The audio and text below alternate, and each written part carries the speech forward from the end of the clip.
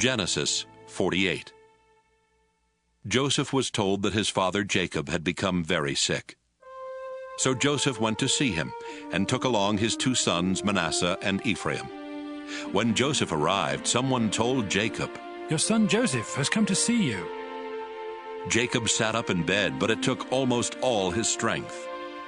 Jacob told Joseph, God all-powerful appeared to me at Luz in the land of Canaan, where he gave me his blessing and promised, I will give you a large family with many descendants that will grow into a nation. And I am giving you this land that will belong to you and your family forever.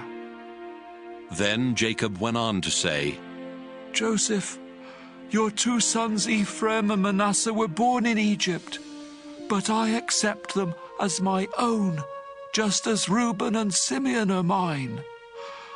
Any children you have later will be considered yours, but their inheritance will come from Ephraim and Manasseh.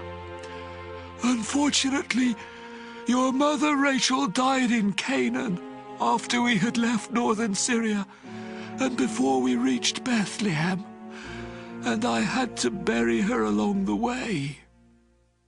Jacob was very old and almost blind. He did not recognize the 2 boys, and so he asked Joseph, Who are these boys? Joseph answered, They are my sons. God has given them to me here in Egypt. Bring them to me, Jacob said. I want to give them my blessing. Joseph brought the boys to him, and he hugged and kissed them.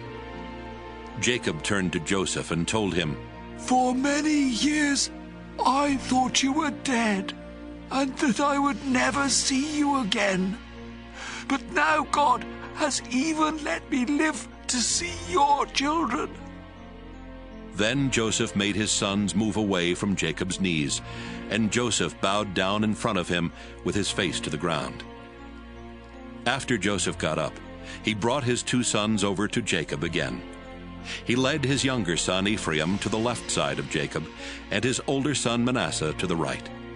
But before Jacob gave them his blessing, he crossed his arms, putting his right hand on the head of Ephraim and his left hand on the head of Manasseh.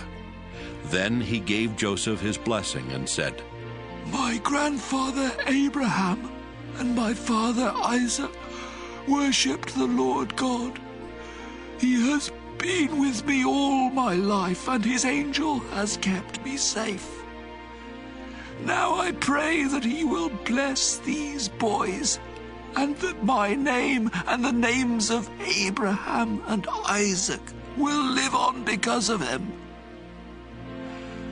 I ask God to give them many children and many descendants as well. Joseph did not like it when he saw his father place his right hand on the head of the younger son. So he tried to move his father's right hand from Ephraim's head and place it on Manasseh. Joseph said, Father, you have made a mistake. This is the older boy. Put your right hand on him. But his father said, Son, I know what I am doing. It's true that Manasseh's family will someday become a great nation, but Ephraim will be even greater than Manasseh, because his descendants will become many great nations. Jacob told him that in the future the people of Israel would ask God's blessings on one another by saying, I pray for God to bless you as much as he blessed Ephraim and Manasseh. Jacob put Ephraim's name first to show that he would be greater than Manasseh.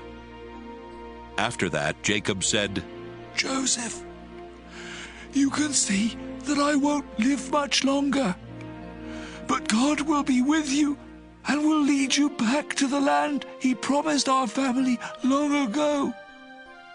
Meanwhile, I'm giving you the hillside I captured from the Amorites.